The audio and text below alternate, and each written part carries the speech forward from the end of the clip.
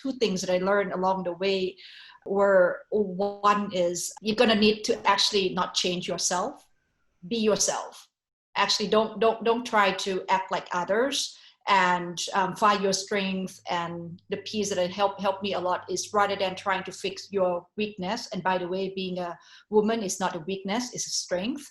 How do you actually build on your strengths and get into the strength even more? Don't change yourself. And the other piece that I learned along the way is, growing up in this kind of environment, having a mentor, actually a mentor is not the right word, mentors, would be extremely critical. And I purposely actually chose to have male mentors, just to actually be able to think differently, and understand, nothing differently, understand the perspective from the other angles. When I started the career, I purposely had a mentor in the company as well as outside of the company. Don't get trapped into only your environment, looking at the bigger picture outside of that. That's probably, I would encourage that. So up until today, I'm conscious about how I build a team. At the moment at Inari, we have roughly 150 people. We pretty much have 51% as female. So I'm pretty conscious how I build the mix of the team there.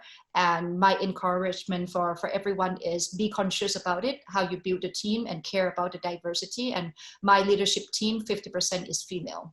I'll join in there. And wow, the demographics, we have 51% women and about 150 employees as well. That's pretty amazing. Maybe because we're women CEOs, huh? Yeah, that's very impressive, I have to say. Conscious about building a diverse company, that's for sure. But I would echo what Ponsi said. I was the highest ranking woman in R&D at Monsanto way back when in the 80s. So now, of course, things have changed, but I would be the only woman in the room.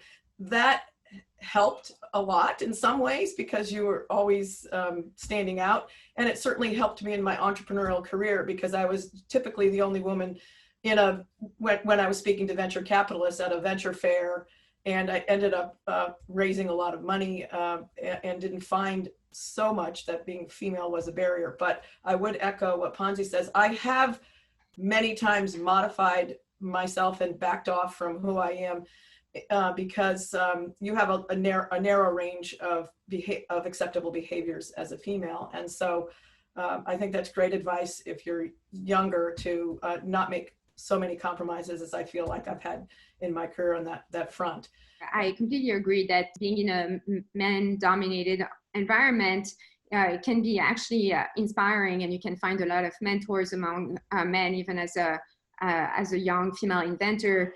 And I would highly encourage that you seek that mentorship and that knowledge.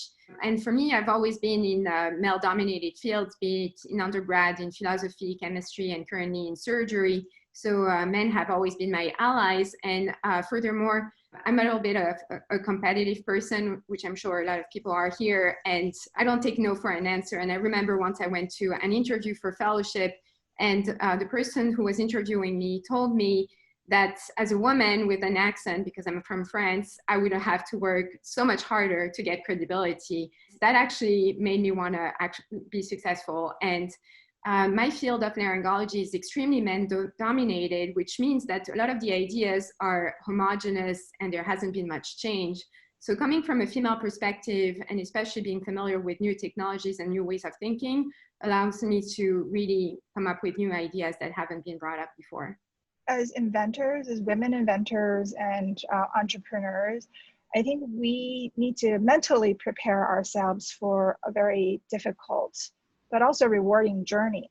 And on your path, there are definitely going to be people who support you, and there are also going to be people who will doubt you. And I think this is a very natural experience when you are attempting to do something extremely hard and also very new. My advice would be to build your network, both from men and women, of people who are supporting you personally and also supporting your mission through your invention and your mission through your startup. And along the way, there will be cuts. Maybe sometimes it's like 1,000 cuts. People will doubt you. They will doubt your ability to lead. They will doubt your business acumen. They will doubt your technical acumen. But just remember those people are not the people that should be in your network. Those are not the people that should take up your time. You should purposefully seek to get those who support you. So I think that's just very, very important. And they say that in STEM, women sometimes are discouraged because it's discouraged by 1,000 cuts, little negativities here and there. But my suggestion is to get your own armor, be strong, and seek out your supporters so you can go the path that you want to go.